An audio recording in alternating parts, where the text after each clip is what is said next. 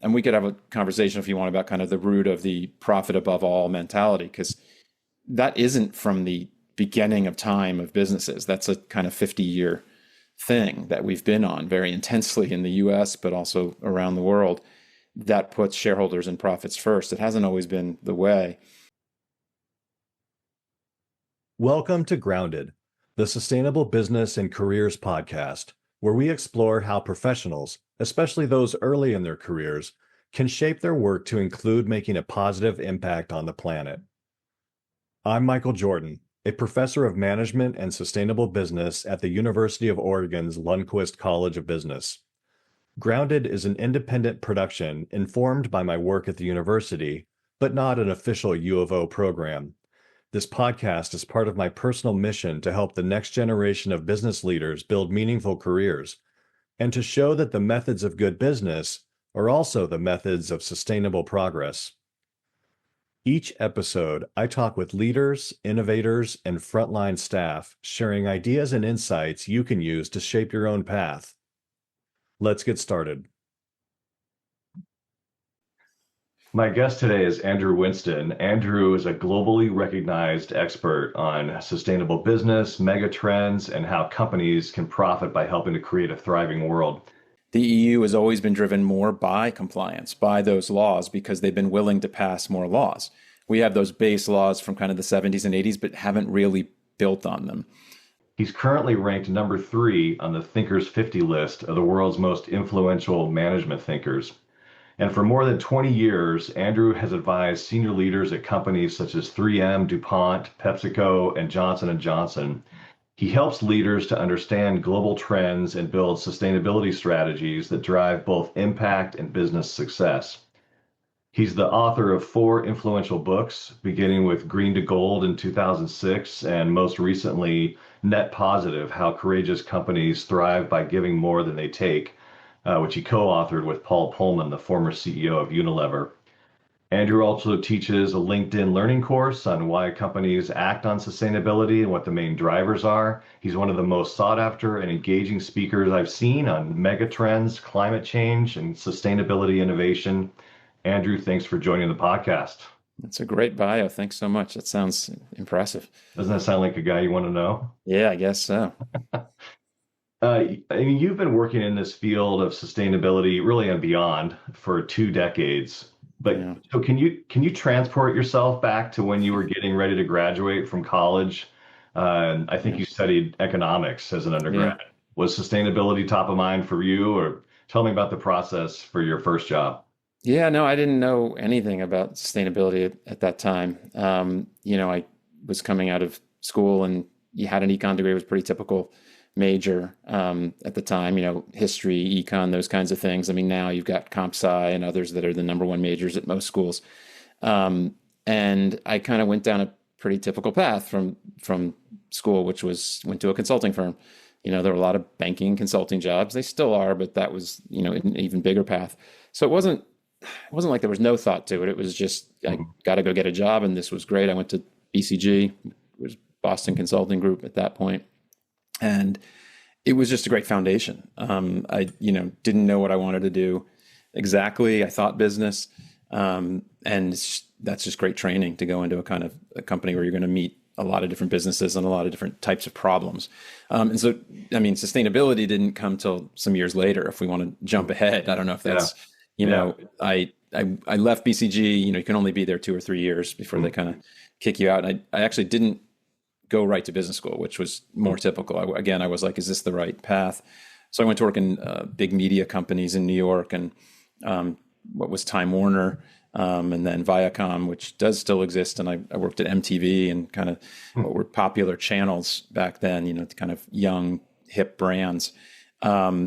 And went to a .com, which was a really big thing to do in 99 and 2000, right before this really big market crash. So I've come out of both undergrad and kind of come out of failed enterprises, at big economic downturns. I've kind of seen that because it happens, regularly in our economy. And when I came out of, this .com, because everything kind of crashed in 2000, I was trying to figure out what to do next. And I had a kind of personal interest in the environment. I was vegetarian, I was changing light bulbs, and I had just gotten married, and that gave me a little bit of freedom. My wife was employed and kind of got through the downturn pretty well. So I decided to see what I could do with this business training and work on something related to the planet. And I didn't really know the language then, but I started asking around and read some books on this thing called sustainability. And it kind of hit me like, oh, this is what I need to do. This is the stuff that I should really be working on. It's the biggest, I like working on kind of the biggest core problems in the world. And something like climate change seemed pretty vast, and would really undermine our ability to thrive, as a species over time. So I went back to school and got another degree at that point in environmental management. And I'd done an MBA during those years of working. I did it, while working, kind of an EMBA, executive MBA program. So I ended up with all this training and then started the kind of career that I've been on now for almost, 22, 23 years. As you have worked with mostly corporations, right, has been your clientele. Yeah. How have you seen that evolution, the sort of the value creation opportunities or the needs? How have you seen that evolve over time? Yeah, I think, you've been in this space a long time. You've seen the discussion has morphed. I think there was as much skepticism as there is today in companies, and we'll probably talk about this a little bit more, about sustainability, as a business thing. It was much higher then. And there was very little data, really. So if you were trying to say, what do companies do on sustainability, there really wasn't that much reporting yet.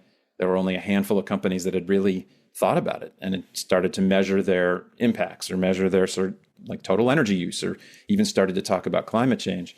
So, you go back 20, 25 years, and it was novel, right, for a company to say, there's something we should be thinking about that's kind of social and environmental beyond profit. And we could have a conversation, if you want, about kind of the root of the profit above all mentality, because that isn't from the beginning of time of businesses. That's a kind of 50-year thing that we've been on very intensely in the US, but also around the world, that puts shareholders and profits first. It hasn't always been the way. And if you talked about this stuff 20 years ago, a lot of it was thought of as just pure philanthropy, right? Oh, you're talking about our foundation.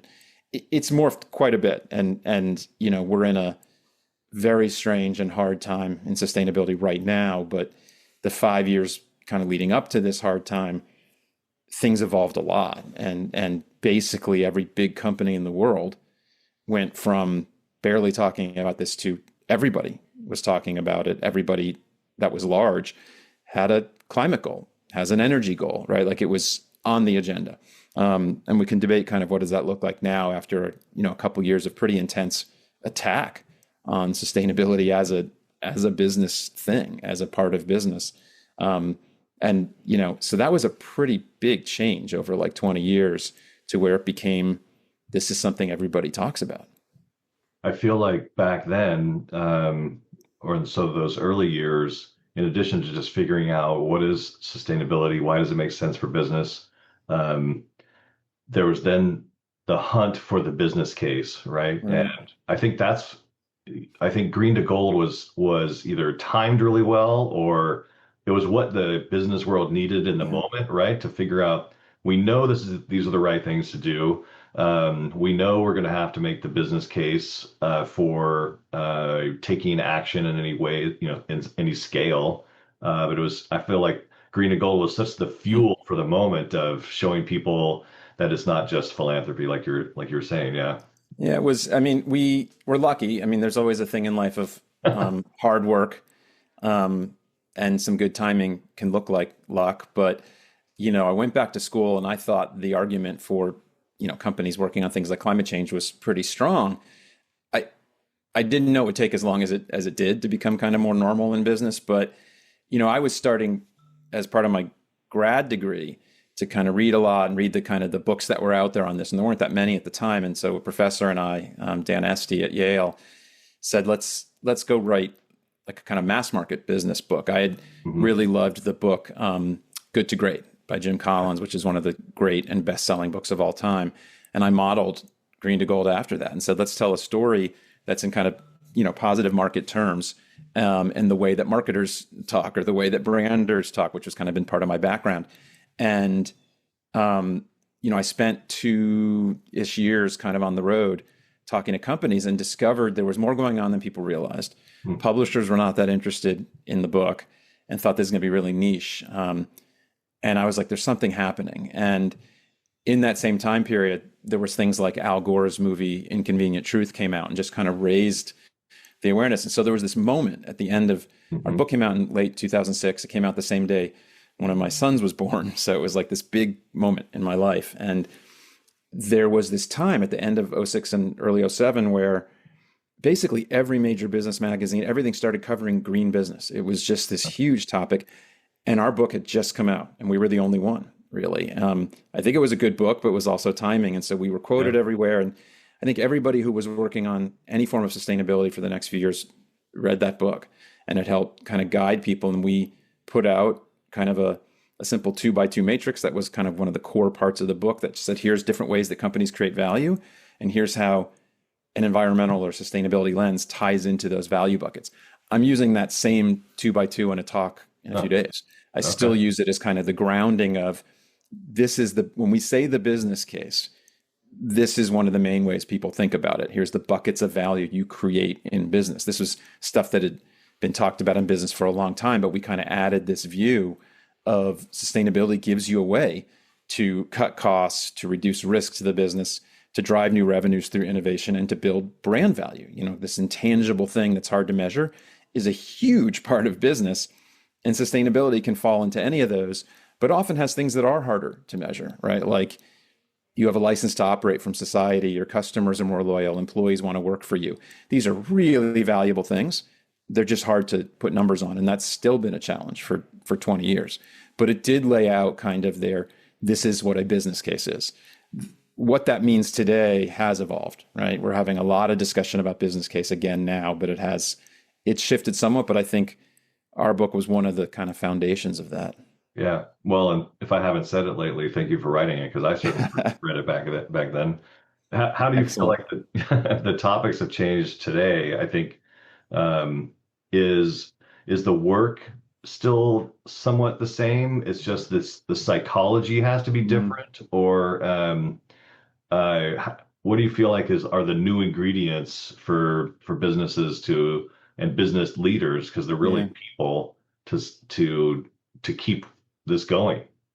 Well, I think in some sense, the story of the evolution over like 15 to 20 years was, if you think about those kind of 4 buckets, there's stuff that's like about reducing the downsides, reducing cost and risk.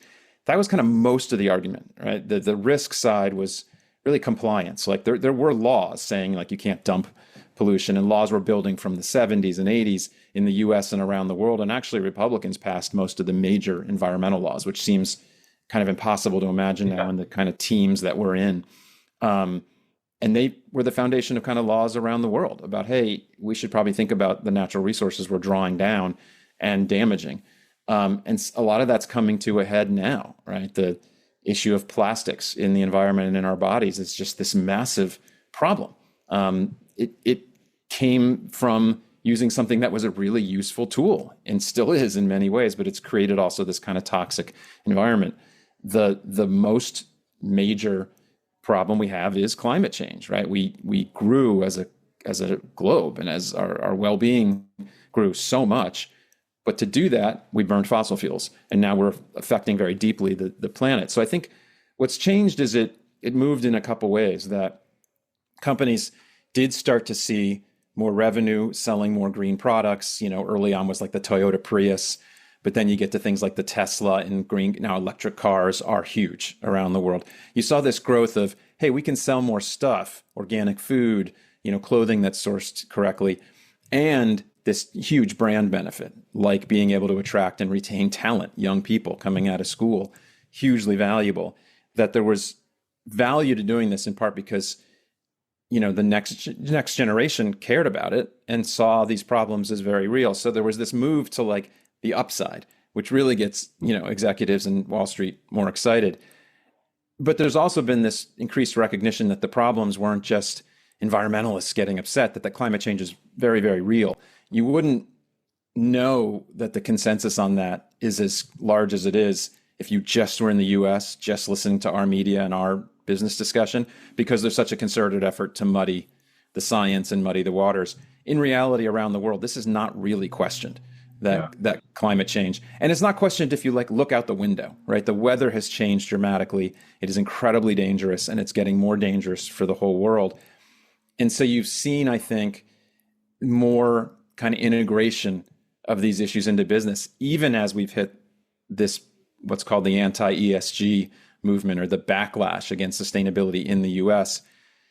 And where we are today is in a kind of strange place where it seems like most companies are actually still working. They just won't talk about it. They're frankly afraid of being attacked legally, potentially from the federal government, or just being attacked in public by the president of the United States, and so it's kept companies very quiet. But in the end, it's gotten so much more embedded that they know there is climate change. People aren't, executive CEOs aren't dumb. Like there is climate change. It's causing real damage to the business, to supply chains. It's really risky. There is demand from consumers, from communities to do something about it. So you can't lose this anymore. It's not really going away. It's just a lot of what's happening now is about how much you communicate, how much are you willing to talk, right? And that gets even muddier on the social side of the agenda. Things like diversity and inclusion have gotten very difficult for people to talk about. Do you feel like, there's, to your point, there's the United States is less representative, the kind of the context that we've been creating. What I want to ask is, what are you seeing outside the US? Is the question about weather being asked like it is here, or is the question still how fast can we go? Yeah. We got to get it done. Any favorite examples of how the dialogue looks different outside the U.S. just to people? Yeah, I mean, global context. I just saw kind of a study or something, a kind of conclusion that there was this difference between the EU and US on their approach to sustainability, and what they found was the same difference that's been there all along, and it's just more pronounced right now, which is the EU has always been driven more by compliance, by those laws, because they've been willing to pass more laws. We have those base laws from kind of the 70s and 80s, but haven't really built on them. And in the EU, there's much more of what's called the precautionary principle in their laws. Like, before you put a chemical out into the environment, you should try to figure out if it's going to cause damage. We are much more kind of entrepreneurial, the move fast and break things philosophy of Silicon Valley is like an American way. So there's much more that, they came up with the laws that have forced all websites, when you get asked questions about cookies and do you want your data tracked, that's from the EU. And there's a bunch of stuff around sustainability and what's called sustainability reporting or tracking that companies have to put out sustainability reports now. And there's a lot of, kind of negotiations going on. And just this week in the EU, they kind of loosened them a little bit. But the EU has always been driven more by regulations, and the US more by, and this is kind of ironic given everything we've talked about, more by the business case, more by, do we think it does well for business? So in a weird way, I think the US companies tend to be a little more robust in their commitment, because they kind of already went down this path of saying, there's a bunch of things we're doing that we see the payback on. And it isn't driven, especially right now, it's definitely not driven by regulation, some state level, but the federal regulation is being just gutted, right? So there is this difference. And then you have the other regions of the world that kind of have always been buffeted by whatever the US and EU are doing. So you've got Asia with maybe a slightly different attitude towards business, but also following the rules. If you're multinational, you have to do the reporting. You got China as the kind of supply chain of the world. So they kind of have to deal with certain regulations, but their power is growing so fast that there might be kind of a third node in this discussion of what does sustainability mean. Their take on it has fundamentally been not so much that you see companies talking about their plan on carbon reductions, they're just building the clean economy. In China, so many state-owned enterprises, their sustainability plan is the 5-year plan of the country on reducing energy, on carbon emissions. So it's just tied to the country. And maybe one of the biggest myths that I hear in business from kind of misinformation in the US is that China and India are doing nothing. And why should we do so much? And it's so misinformed and it's so out of date. China now has built and owns 80 to 90% of all the clean technologies. They have dominated what is a multi-trillion-dollar market in the biggest tech transition of the century, besides maybe AI. And they own it. And they're just building a cleaner economy. So they're hitting this year in 2025, China and India so far, coal and gas have actually gone down. Wow. Really kind of for the first time. And all of the growth is in renewables. And that's true basically for the first half of 2025. All of the electricity growth in the world is basically solar and wind. So we've hit these tipping points now that are unstoppable. So there's a lot of noise in the US, but you can't stop the economics now. And we're going to keep building the clean economy. It's late from a climate perspective, but it's coming now. And so that's kind of they've taken a much more, let's just get moving approach, versus all the reporting and all the answering questions. So the EU is more regulatory. We're more innovative. Maybe Asia's got more top down. We're just going to go do this. We kind of need them all in some sense. I guess you could have a global theory of this, that it kind of works, but you need global cooperation. And that's breaking down right now. Yeah. So that's dangerous. It seems like I always thought just from a scale standpoint, that China would drive tons of the demand, and with Europe in the regulatory space and US companies wanting to compete globally, we're willing to innovate for value, but we're sort of also looking to policymakers to help reduce some of the variation from place to place and the risk and uncertainty around policy that would just help accelerate the innovation in the US. But now it seems like in the US, the business institutions are what's left.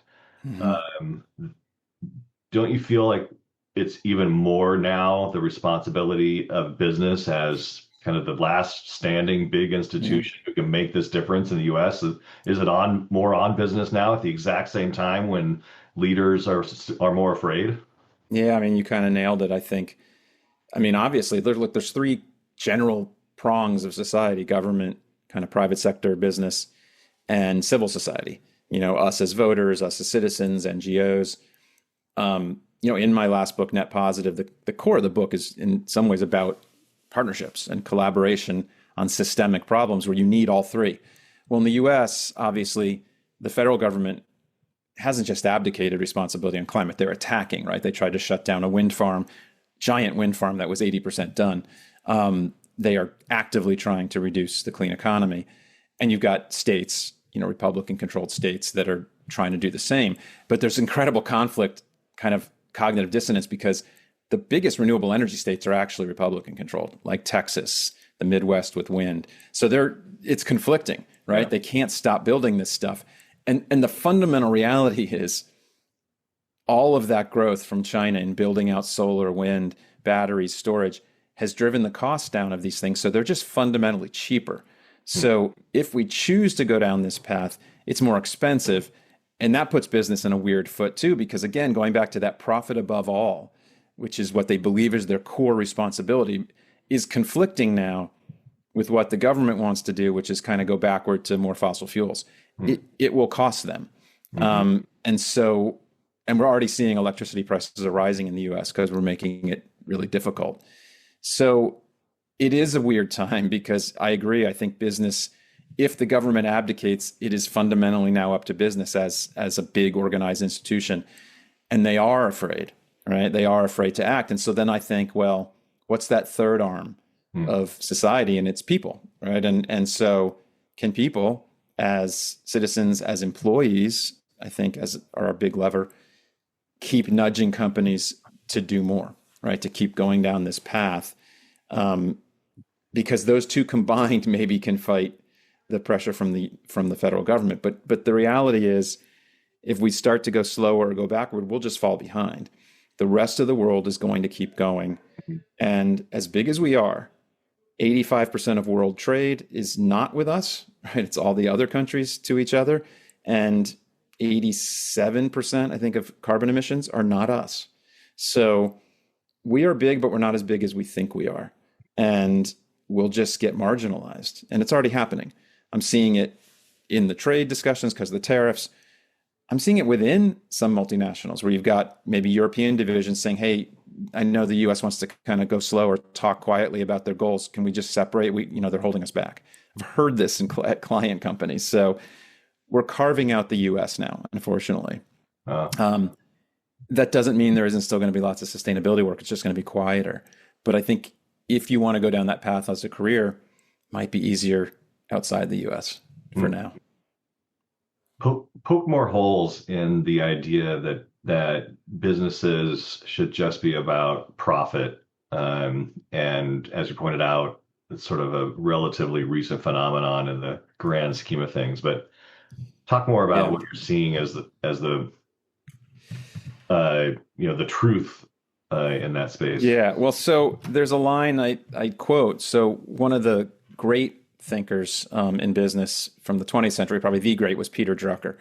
I've written successful business books, but arguably a few people wrote it all. And there's only so many different ways to say. I mean, a business is only so complicated, and there's organizational behavior, there's finance, there's marketing and branding. There's only so many ways. And Drucker said that profit is like oxygen. If you don't have enough of it, you're out of the game. But if you think your life is about breathing, you're really missing something.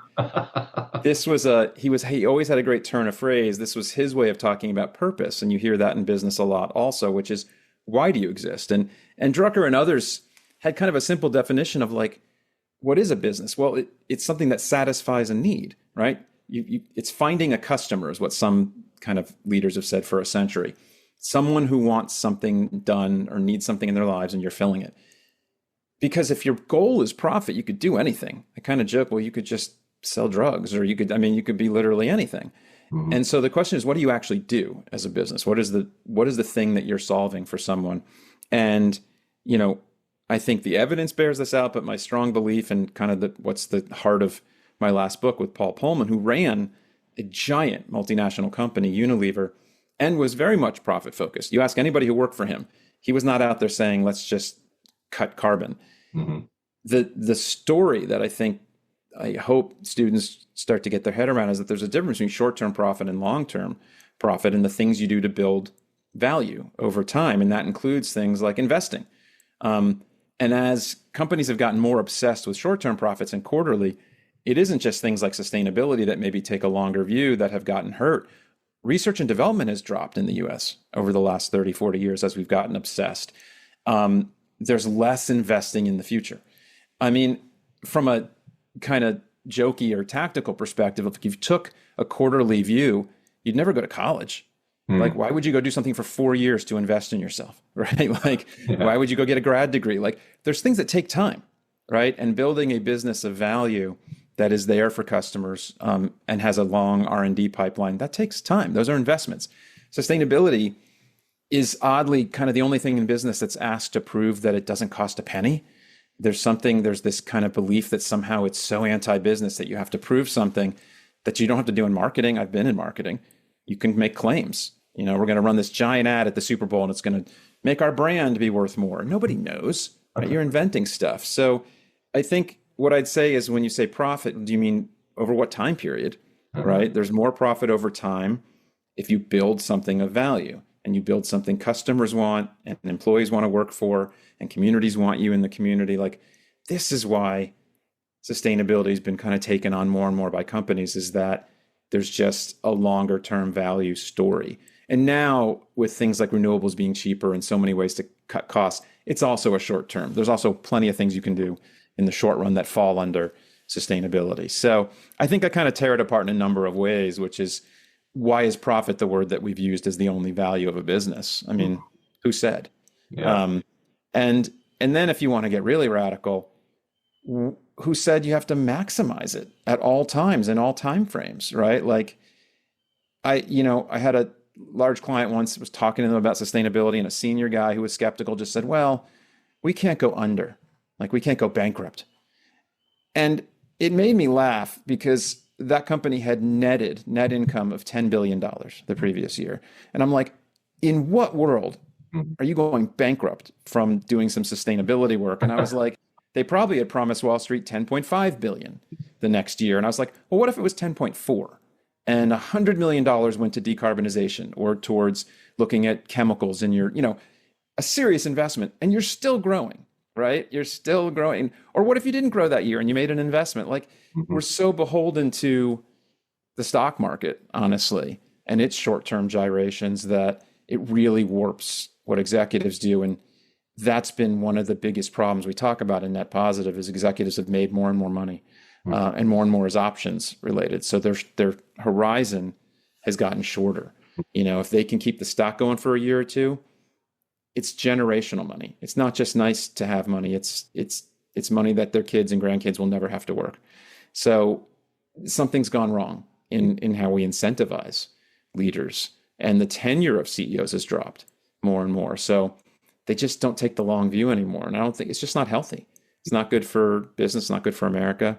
And I think, again, we'll fall behind.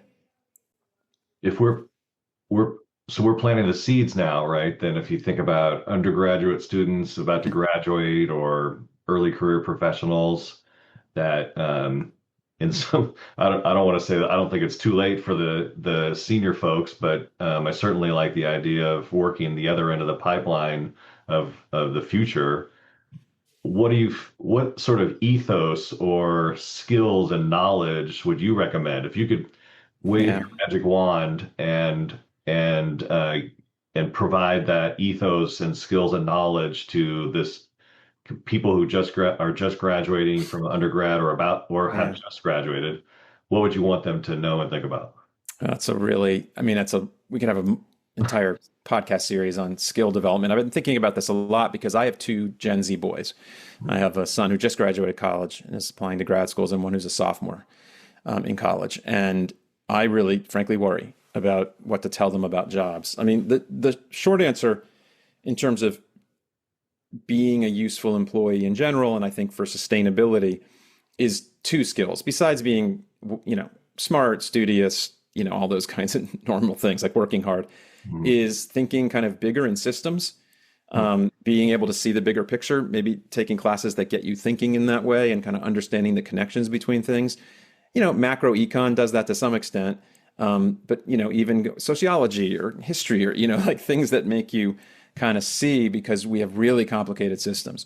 And for companies to really take action on, say, their carbon footprint, they have to talk to their suppliers and their customers. And it's harder than it used to be. And so there's systems thinking. And then along with that, the ability to partner and collaborate. And I was kind of impressed just watching my kids grow up, how much even in elementary school, they made them do projects together. Okay. And they would complain like, this kid didn't do anything and we got a group grade. I'm like, well, welcome to the world, right? Like, that's like your team did something at work. We didn't have that when we were little, right? There was this, that came in like business school, like get in a team and do this project together. Like, to see it starting in elementary school was cool. And look, we can complain about devices and screen time, but younger people also, they more naturally reach out to each other. And sometimes it may not be the healthiest thing, but you can mobilize people. So I think there's a more natural kind of connection there to think maybe about how do you work together. That could be really helpful. But now to this conversation, you got to add, what does it mean to come out into the job market with AI? And it gets hard. I don't know. I mean, I've been playing around with the idea that you need both hard and soft skills. There's a line going around that you may not lose your job to AI, but you'll lose it to someone who knows how to use AI. That's a little light. I think it's both. But there's truth to figure out how to use AI in what you do. I don't mean answer questions for your tests, but to help you think think broader. If there's something you're not understanding in class, go talk to AI like a TA that's available at all times. You got to check them. They can get facts wrong, but you can say, here's my test. I got these 3 problems wrong. How would you explain to me what I didn't get? Start to use it and understand it as a research tool. I use it as an editor, right? Before I send an article into a magazine or post on my blog, I use it to edit. I wouldn't do that too aggressively if you're young, because you've got to learn your own writing style. I know mine. But I think there's also this weird need now besides that hard skill of using AI, of the soft skills of like actual people networks, talking to people. And this is something I worry about with young people. They're so good on the devices and texting that they may not know as well how to just, develop a network, right? And have your 50 to 100 people, that family, friends, people you look up to, that you maintain some connection with, and not because you're looking for something specifically, but that's your support structure throughout your life and career. And to kind of think about, how can I support people?